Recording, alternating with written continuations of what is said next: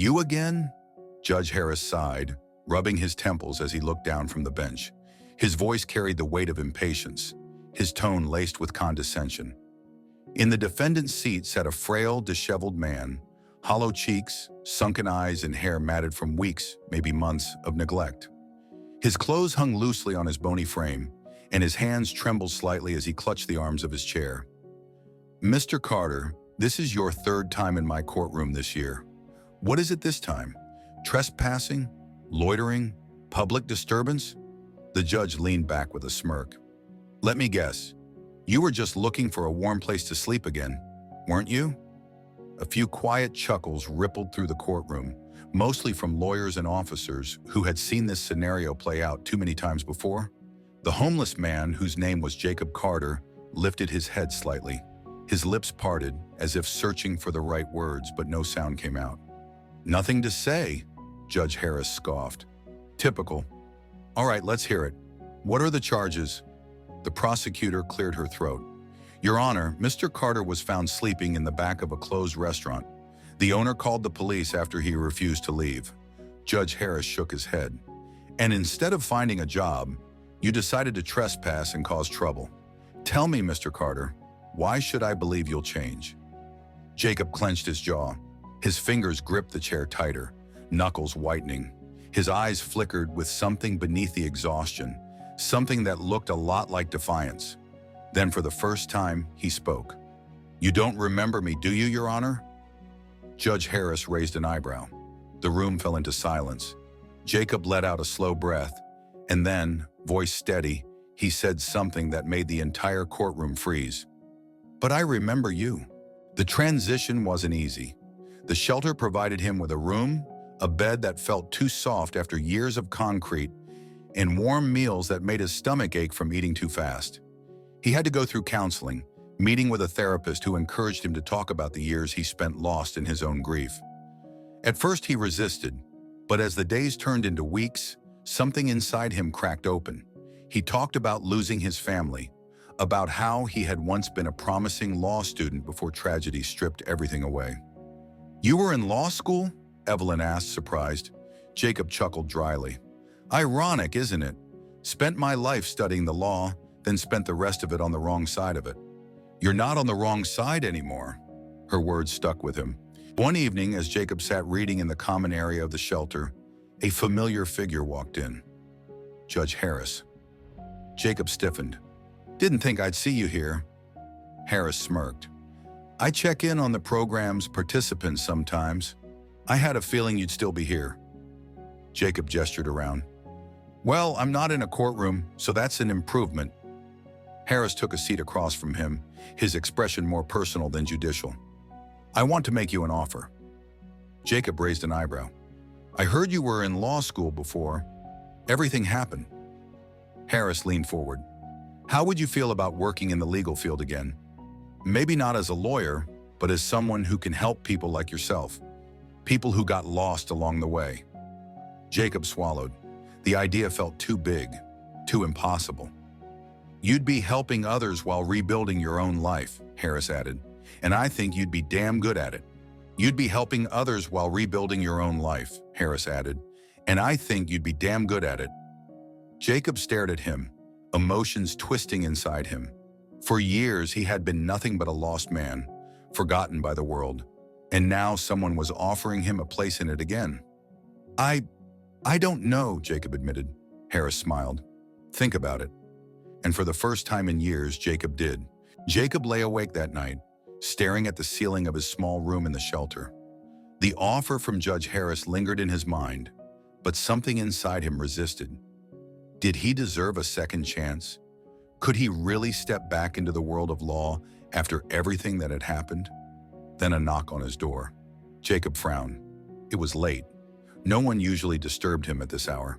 He swung his legs off the bed and opened the door cautiously. Evelyn stood there, her face pale, her hands clutching a folder. Jacob, she said, her voice tight. You need to see this. She stepped inside and set the folder on the small table, flipping it open. Inside were pages of case files, old, yellowed with time, but still legible. His name was on one of them. What is this? Jacob asked, a pit forming in his stomach. Evelyn hesitated. It's your case. From years ago. The one involving your family's death. Jacob's breath hitched. He had spent years trying to bury that pain, to forget the way everything fell apart. I had a feeling something didn't add up, Evelyn continued. So I did some digging. She pointed to a specific page. Your wife and son's accident? It wasn't an accident. Jacob's world tilted. What? He whispered, his hands shaking as he reached for the paper. Evelyn nodded gravely. It was covered up. Someone tampered with the police report, erased crucial evidence. She hesitated before adding, and I think Judge Harris knows about it. Silence. The walls seemed to close in around Jacob as his past rushed back with suffocating intensity. Judge Harris, the man who had shown him kindness, who had offered him a second chance, had also been part of the system that buried the truth. Jacob's fingers tightened around the pages. His grief had turned him into a homeless wanderer, but now rage and purpose burned in his chest. I need to know everything, he said, his voice steady despite the storm raging inside him. Evelyn nodded. Then we're going to have to go deeper, and it won't be safe. A new fire ignited in Jacob's eyes. He wasn't just reclaiming his life. He was uncovering the truth. Jacob's heart pounded in his chest as he absorbed the weight of Evelyn's revelation. His world, which had felt like a constant spiral downward, suddenly twisted into something he couldn't understand. His past, the tragedy that had turned his life upside down, was far more sinister than he ever imagined. Evelyn leaned in, her voice dropping to a whisper. We need to act quickly.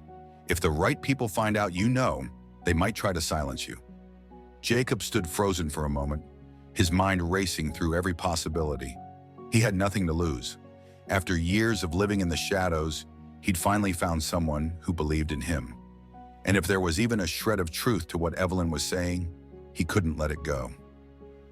I'm in, he said firmly. Evelyn exhaled in relief. We need to find out exactly what Judge Harris knows and what role he played in all of this.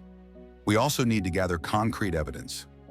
Jacob nodded, his mind already working through the plan. He knew that any misstep could cost him dearly, but he was done hiding. The man who had mocked him in court, the judge who had dismissed him as nothing more than a homeless person, was a part of something much darker than anyone could imagine. The next few days were filled with tension and quiet planning. Evelyn was able to secure a meeting with a former investigator who had worked on Jacob's case all those years ago. The investigator, now retired and living in a small apartment near the outskirts of town, was wary but intrigued when Evelyn explained what they had uncovered. This is dangerous, the investigator said. There's a lot more at play here than you realize. I just need to know the truth, Jacob replied, his voice a mixture of anger and determination. They spent hours poring over old files, analyzing evidence that had been buried or tampered with. It became clear that Jacob's family's death wasn't just a tragic accident. It was orchestrated, covered up, by someone with far-reaching influence. And the deeper Jacob dug, the more it seemed that Judge Harris wasn't just a passive observer, he was part of the conspiracy. The night before Jacob and Evelyn were set to confront Judge Harris with their findings, Jacob could hardly sleep. His mind was racing, replaying every interaction he had with the judge, trying to understand how everything had been hidden in plain sight. As the sun began to set, casting long shadows across his apartment, Jacob made his way to the courthouse. His hands were clammy, his heart pounding in his chest. It was now or never. Evelyn was already there, waiting outside. She gave him a nod as he approached, her face tense but resolute. We have to be careful, she warned. This could go south really fast. I know, Jacob said, his voice low but steady. He was ready. The courthouse loomed in front of them, a symbol of authority, of the very system that had failed him and his family. They entered the building quietly, slipping through the back entrance to avoid attention. They knew the judge would be in his office at this hour, reviewing case files before heading home for the night. Jacob's breath caught in his throat as they approached the office.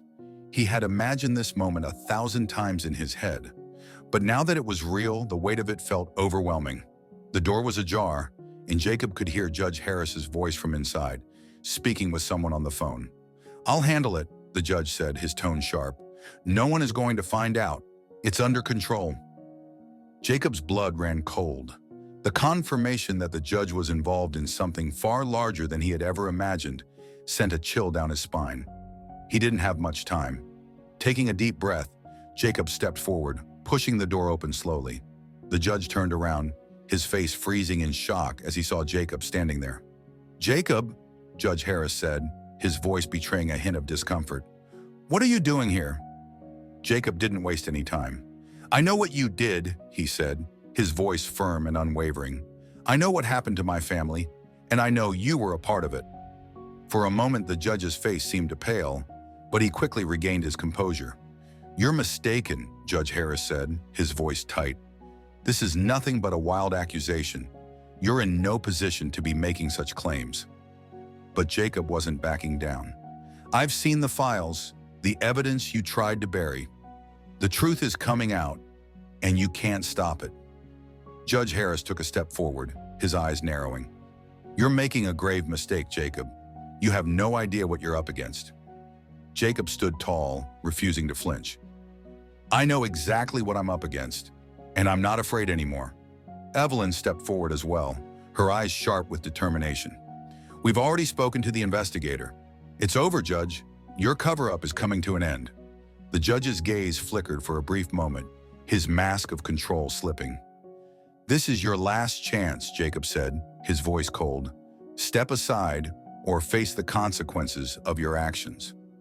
For the first time, Jacob saw fear in the judge's eyes. It wasn't just fear of losing his job. It was fear of the truth coming to light, the truth that could destroy everything he had built. The room was heavy with tension, the air thick with unspoken threats. Judge Harris had been cornered, and his calm facade was crumbling.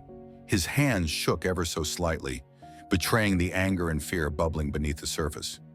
"I don't know what you think you're doing," the judge said, his voice low, almost threatening. "You have no idea who you're dealing with, Jacob. People like you, people from your background, they don't win this fight." Jacob stood his ground, every inch of him radiating defiance. "I'm not going anywhere until you own up to what you did. The truth is going to come out whether you like it or not. I'm not afraid anymore." Evelyn stepped forward again, her voice sharp, filled with the weight of everything they had uncovered. "The lives you destroyed, the people you hurt, it's all coming to light. You won't be able to hide behind your position much longer." Judge Harris glanced at the door, as if considering his options. But Jacob and Evelyn knew there was no escape for him now. The walls were closing in, and the truth was about to crash down upon him. "I didn't kill your family, Jacob," the judge said, his voice cracking with the pressure. "But I was part of something I thought would never catch up to me. I didn't want to lose everything I worked for. Jacob's heart skipped a beat. For the first time, the judge was speaking as if he were acknowledging some sort of guilt. But Jacob didn't want excuses. He didn't care for an explanation. He just wanted justice. "I don't want your excuses," Jacob spat, stepping closer to the judge, his voice now a sharp edge. "I want accountability. For what you did, for everything you've covered up. You're going down." The judge clenched his fists, his knuckles turning white. "You don't know who you're challenging," he muttered. "I have connections. People who will make sure you regret this." But Evelyn's voice rang out, calm but unwavering. "We already have everything we need. Your time is up." A moment of silence stretched out between them, and for the first time the judge's demeanor faltered. His power, his sense of control, was slipping through his fingers. Jacob's eyes locked onto his voice quiet but filled with resolve. "You thought you could destroy me. You thought I was nothing more than a homeless man with no future. But I've learned the truth, and I'm going to make sure it all comes to light." Suddenly, the door opened, and a group of police officers walked in, led by a familiar face. The former investigator, now working with the authorities, had alerted them to the situation. "You're under arrest, Judge Harris," one of the officers said, his voice firm, "for conspiracy, obstruction of justice, and more. We've got enough evidence to put you away for a long time." Judge Harris's face went pale as the officers moved in to handcuff him. His entire life, the power and influence he had built over the years, was crumbling in front of him. "Don't think this is over," the judge sneered, trying to hold on to some shred of defiance. "There are more people involved." You'll never take me down." Jacob, unflinching, watched as the officers led the judge out of the room. "You'll be exposed. Your empire of lies is finished." Evelyn placed a hand on Jacob's shoulder, her voice soft but filled with pride. "You did it, Jacob. You brought the truth to light. You made sure they couldn't silence you anymore." As they left the courthouse, the weight of the moment began to sink in. Jacob's life had changed forever. He had confronted the man who had mocked him, who had helped destroy his family, and he had won. But it wasn't just the victory that mattered. It was the realization that, despite everything, justice had prevailed. In the weeks that followed, the fallout from Judge Harris's arrest was swift and far-reaching. The judge's connections, once vast and powerful, quickly disintegrated as more evidence came to light. The truth about the conspiracy, the cover-ups, and the lives ruined by those in power spread like wildfire. Jacob found himself in the midst of a media storm, his story becoming a symbol of resilience in the fight for justice. People from all walks of life reached out to him, offering their support and sharing their own stories of injustice. It was overwhelming, but Jacob had never felt more alive. For the first time in years, Jacob felt like he was truly seen. He was no longer the homeless man in the courtrooms or the forgotten soul on the streets. He was a symbol of strength, of the power of truth, and of the ability to change one's fate, even when the world seemed to be against you. But despite the newfound recognition, Jacob knew that the journey was far from over. There were still battles to fight, still people to help, and still justice to be served. And he was ready. Evelyn remained by his side, a constant reminder of the power of friendship and determination. Together, they had taken down a powerful adversary, and together, they would continue to fight for what was right. As for Jacob, he had found a purpose in the wreckage of his past. And he knew that, no matter what came next, he would never stop fighting for the truth. The days that followed the trial were nothing short of transformative. Jacob had always felt like a ghost, an invisible presence walking through the world unnoticed, unimportant. But now he was anything but invisible. His name was in the headlines, his story shared by people far and wide. His fight for justice had turned him into a symbol of perseverance, and the public response was overwhelming. His first few days out of the courthouse were filled with a whirlwind of interviews, media coverage, and support from every corner of society. Everyone wanted to know the man who had brought down one of the most powerful figures in the legal system.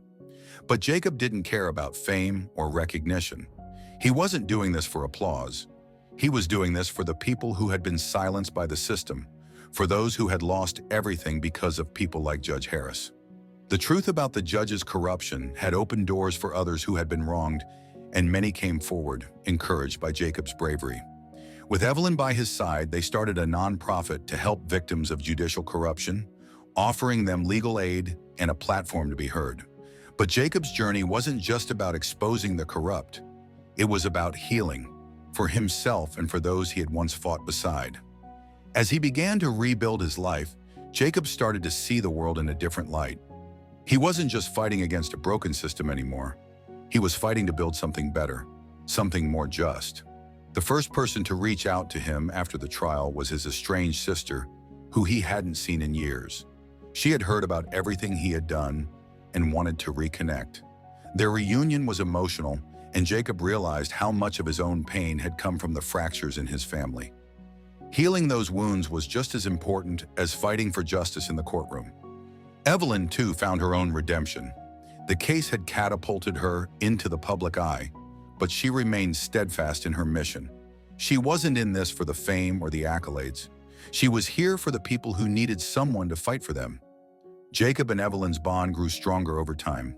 Theirs was a partnership built on mutual respect and a shared purpose. Together, they made a powerful team, one that could take on the world.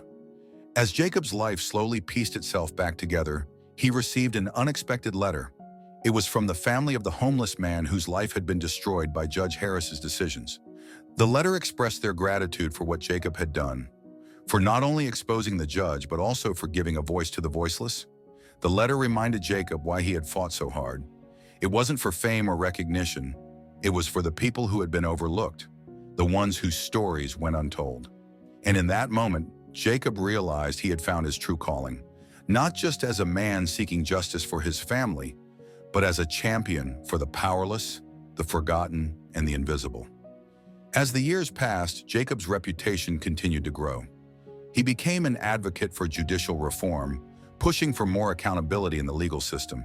He worked tirelessly with organizations to help those who had been wronged by the very system that was supposed to protect them. And through it all, Evelyn remained by his side, his greatest ally and friend. Their partnership was a testament to the power of doing what's right, even when the odds are stacked against you. Jacob's life, once defined by his past as a homeless man, was now defined by his future, a future in which he had the power to make a real difference. The man who had been mocked, ignored, and silenced had now become a voice for those who had none. And as he stood in front of a new courtroom, this time on the other side of the bench, Jacob knew that his fight for justice would never end. He was no longer a victim of the system. He was a force for change, and the world was ready for that change. Judge Harris squinted at Jacob, his smirk faltering for just a moment. He glanced down at the case file, flipping through the pages with mild irritation. Another nameless drifter, another waste of the court's time. "I don't have time for riddles, Mr. Carter. If you think playing mind games will get you a lighter sentence, you're mistaken." Jacob shook his head slowly. "I don't want your pity, Judge," he exhaled. "I just want you to remember." The judge leaned forward, eyeing the frail man before him. His features were gaunt, his beard streaked with gray, and his clothes barely held together. There was nothing remarkable about him, nothing to indicate familiarity. "I've never met you before in my life," Judge Harris said firmly. Jacob gave a dry, humorless chuckle. "You used to know me pretty well." The judge was about to brush him off when Jacob took a shaky breath and spoke again. 30 years ago, we sat in the same classroom, Harris. Same row, 2 desks apart. The courtroom, once filled with quiet murmurs, fell into complete silence. Judge Harris blinked. His grip on the gavel tightened as an old buried memory clawed its way to the surface. "That's not possible," he muttered. Jacob nodded. "Yeah, it is." For the first time since stepping into the courtroom, Jacob sat up straighter, despite the weight of his circumstances. He wasn't just a nameless vagrant anymore. He was someone from the judge's past. "You were the smartest kid in our school," Jacob continued. "The one all the teachers praised. The one everyone said would make something of himself. And I was..." He let out a bitter laugh. "Just Jacob, the troublemaker, the kid with no future." Judge Harris's pulse quickened. A flash of recognition flickered in his eyes, but he pushed it down. This was a trick, some desperate ploy. But Jacob wasn't done. "You used to help me with my math homework, and when I got suspended for fighting, you were the only one who said I wasn't just some lost cause." Jacob swallowed hard. "Funny, isn't it? Now you look at me like I'm exactly that." The judge felt his mouth go dry. His heart pounded in his chest, because now he remembered. Jacob Carter wasn't just some homeless man before him. He was once his best friend. Jacob's legacy lived on long after the final trial. The reformations he helped implement in the justice system became models for other states and countries to follow. His nonprofit grew, and the fight for judicial accountability became a nationwide movement. As for the people who had once tried to silence him, they were no longer a threat. The corrupted empire Judge Harris had built crumbled, and the people who had once been at the mercy of the system found new hope. Jacob, however, never stopped fighting. He understood that the battle for justice was continuous. There would always be people who needed help, and he was ready to be their voice. Years later, as Jacob sat in the quiet of his office, a letter arrived from an anonymous source. It was from a young woman who had been wrongfully imprisoned as a teenager, a victim of the very system Jacob had spent years fighting to reform. She had been freed thanks to the laws Jacob helped implement. The letter read, "You may never know what your work has meant to me. You gave me my life back." Jacob smiled softly, the weight of his journey settling in. He had fought for justice. He had fought for the forgotten. And in the end, he had won. Not just for himself, but for everyone who had ever been wronged by a broken system. And that, Jacob knew, was the greatest victory of all. Judge Harris's fingers tightened around the case file as the memories hit him like a tidal wave. Jacob Carter. Jake. Back in high school, they were inseparable. 2 kids from different worlds, bound by an unlikely friendship. Harris had the perfect home, The overachieving parents, the carefully planned future. Jacob had the opposite, a father who vanished, a mother who worked 2 jobs, and a reputation for trouble. But Jacob wasn't a bad kid. He just had the odds stacked against him. And now here he was, standing in a courtroom in ragged clothes, his eyes sunken, his hands trembling. Judge Harris cleared his throat, trying to shake the flood of emotion, threatening to crack his composure. This is irrelevant to these proceedings, he said, his voice lacking its usual confidence. Your past does not excuse your present situation, Mr. Carter. Jacob's eyes darkened. Is that so, Your Honor? He tilted his head. Because I wonder if you'd say the same thing if you knew why I ended up here. Harris felt an uneasy knot form in his stomach. He forced himself to look down at the case file again. Petty theft. The charge was so minor, so insignificant compared to the types of criminals Harris usually sentenced. Yet Jacob was facing the possibility of months in jail. Over what? A few stolen groceries? The judge's voice hardened. Are you telling me you have a justification for breaking the law? Jacob exhaled slowly. Not a justification, just the truth. The courtroom was silent. Even the usual shuffling of papers from the stenographer had ceased. Jacob straightened, his frail form suddenly filled with quiet strength. I stole because I was hungry, he said plainly. Not for drugs, not for booze, for food. The words were simple, yet they sliced through the air like a blade. Judge Harris felt his throat tighten. He could feel the courtroom's atmosphere shift, the murmurs of the audience growing louder. Mr. Carter, Jacob shook his head. I wasn't stealing for myself. Harris frowned. Then who? Jacob hesitated, then turned his head slightly toward the gallery. A woman sat there, her face half hidden behind her hands. Next to her, clutching her arm, was a little girl, no older than 6, her blonde hair tangled, her cheeks hollow with malnutrition. Jacob's voice dropped to a whisper. My granddaughter. Judge Harris froze. The weight of those words crashed into him like a hammer. Jacob Carter wasn't just some homeless man. He was a grandfather trying to keep a child from starving, and Harris was about to send him to jail. Judge Harris sat motionless, his grip tightening on the gavel as Jacob's words echoed in his mind. My granddaughter. The little girl beside the woman in the gallery clung to her mother's sleeve, her large, weary eyes scanning the room with uncertainty. She looked fragile, underfed, helpless. Harris felt a sudden wave of nausea. He had sentenced countless criminals before, murderers, con artists, abusers. But Jacob Carter wasn't like them. Jacob was a man who had once been his best friend, and now he was here, shackled before him, awaiting judgment for a crime born of desperation. The prosecutor cleared his throat. Your Honor, the evidence is clear. The defendant was caught on security cameras taking food from a supermarket without payment. While the court may sympathize with his circumstances, theft is still theft. Jacob's lawyer, a young woman with sharp eyes, stood abruptly. Your Honor, if I may. Harris raised a hand, silencing both of them. His heart was pounding. He needed a moment to think, to breathe. He turned to Jacob. How did it come to this? Jacob exhaled, his gaze dropping to the floor. I tried, Judge. I really did. His voice was rough, as if each word hurt to say. I worked until I couldn't anymore. Got laid off. Then the medical bills hit. My daughter, she lost everything when her husband died. And now my granddaughter. His voice cracked. She was starving. I did what I had to do. The weight of his words pressed against Harris's chest. He thought of his own children. How far would he go if they were starving? The silence in the courtroom stretched unbearably. The people in the gallery whispered, waiting for the judge's response. Harris closed the case file. His voice, when he finally spoke, was steady. I need a recess.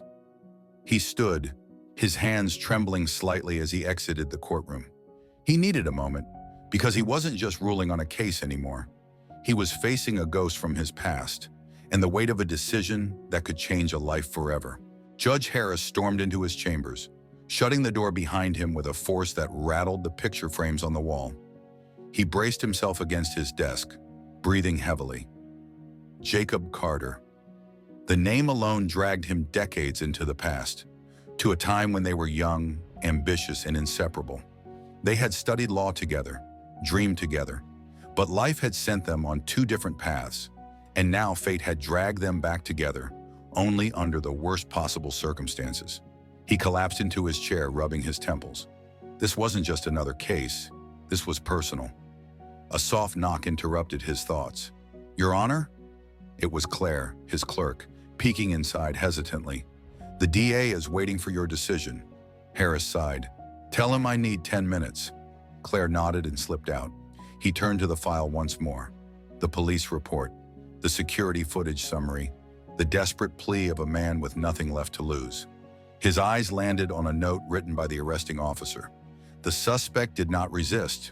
He stated that he had not eaten in 2 days. The items taken were a loaf of bread, a carton of milk, and a small package of baby formula. Harris's throat tightened. It wasn't just theft, it was survival. And yet the law was clear. Theft was a crime, no matter the reason. If he let Jacob go, he would set a precedent. But if he sentenced him like any other criminal, he would be condemning a man who had already lost everything. A man who had once been like a brother to him. Harris stared at the gavel resting on his desk. This wasn't just about the law anymore. This was about justice. Judge Harris stepped back into the courtroom, his face unreadable as he took his seat. The murmurs in the gallery faded, all eyes turning to him, including Jacob Carter's. Jacob sat with his shoulders slumped, his hands resting in his lap, his face gaunt and worn from years of hardship. But his eyes, those piercing blue eyes, were the same. They held a quiet dignity, a silent plea. Harris took a steadying breath and spoke. "This court has carefully reviewed the facts of the case," he began, his voice steady, but inside his heart pounded. "Jacob Carter, you have been charged with theft, a crime punishable by law." Jacob nodded slightly, accepting his fate. Harris hesitated for the briefest moment before continuing. "But this court also recognizes that the items taken, bread, milk, and baby formula, were not for personal gain, but out of sheer necessity. You did not resist arrest, nor did you have a criminal record prior to this incident." The room was dead silent. The prosecutor shifted in his seat, sensing something unexpected. Harris leaned forward. "It is the duty of this court not only to uphold the law, but to seek justice. In reviewing your past, I see a man who once dedicated his life to helping others. A man who fell on hard times, not through malice, but through circumstances beyond his control." Jacob's jaw tightened, his gaze locked on Harris. The judge exhaled. "Therefore, I am issuing an alternative sentence. Rather than serving time in jail, you will be placed in a rehabilitation program and given assistance in securing employment and housing." Gasps echoed throughout the courtroom. The prosecutor shot up. "Your Honor, my decision is final," Harris cut in firmly. "Justice is about fairness, and this is fairness." Jacob's lips parted slightly, as if he couldn't believe what he had just heard. For the first time in years, tears welled in his eyes. "Court is adjourned." Harris banged the gavel, sealing a decision that would change not just Jacob's life, but his own. As the courtroom emptied, Jacob remained seated, staring at the judge with an expression of disbelief and gratitude. Harris stood about to leave but hesitated.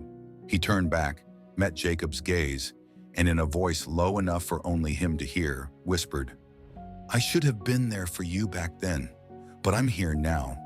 Jacob swallowed hard, nodding. For the first time in decades, hope flickered in his weary eyes. Jacob remained seated long after the gavel fell, his fingers gripping the edge of the table as if grounding himself in reality. Could this be real? Was he truly walking out of this courtroom not in shackles, but with a chance, a real chance, to rebuild his life? As the courtroom emptied, Judge Harris hesitated before stepping down from the bench. His mind was still racing, his chest tight with emotions he hadn't confronted in years.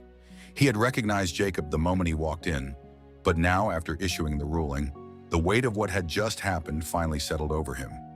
His past had come knocking, and this time he had answered. He took slow, deliberate steps toward Jacob. The bailiff eyed them both cautiously but said nothing. Jacob finally looked up, his face a mixture of wariness and something that looked almost like relief. "Why?" His voice was rough, hoarse from years of hardship. Harris exhaled. Because I owed it to you. A silence stretched between them. Jacob shook his head, letting out a dry chuckle. After all these years, I never expected to see you again, let alone. His voice cracked. He swallowed hard and cleared his throat. You didn't have to do that. Yes, I did, Harris said firmly. I should have done a lot of things differently back then. Jacob studied him, as if searching for something. Maybe sincerity, maybe regret. He must have found it because his posture softened just slightly. So what happens now? Harris straightened. The court has arranged a rehabilitation program. It includes housing, career assistance, and counseling. It's not just a legal escape route, Jacob. It's a real opportunity, but you have to take it. Jacob looked down at his weathered hands, flexing them as if feeling their weight for the first time in years. A long pause stretched before he nodded. I want to try. Harris felt an unexpected sense of relief wash over him. Jacob slowly stood, shoulders still hunched, but eyes filled with something Harris hadn't seen before. Hope. The past couldn't be changed, but perhaps, just perhaps, the future still had something left to offer. Jacob stepped out of the courthouse, squinting against the afternoon sun. The air was crisp, carrying the scent of rain on the horizon. For the first time in years, he wasn't walking back to a cold bench in an alleyway or a shelter that only offered temporary relief. He was walking toward something new. Judge Harris had arranged for him to meet a caseworker, a woman named Evelyn Carter. She greeted him with a warm but professional smile as he approached the outreach office. Jacob, I'm Evelyn. Judge Harris told me a bit about you. She gestured toward the door. Shall we? Inside, the office smelled of old books and coffee. She handed him a folder. This program is designed to get you back on your feet. We'll start with temporary housing and medical care, then move into job placement. Jacob hesitated before taking the folder. Why is he doing this for me? Evelyn smiled gently. Because sometimes people from our past resurface when we least expect them, but exactly when we need them. Jacob let out a slow breath. Maybe she was right.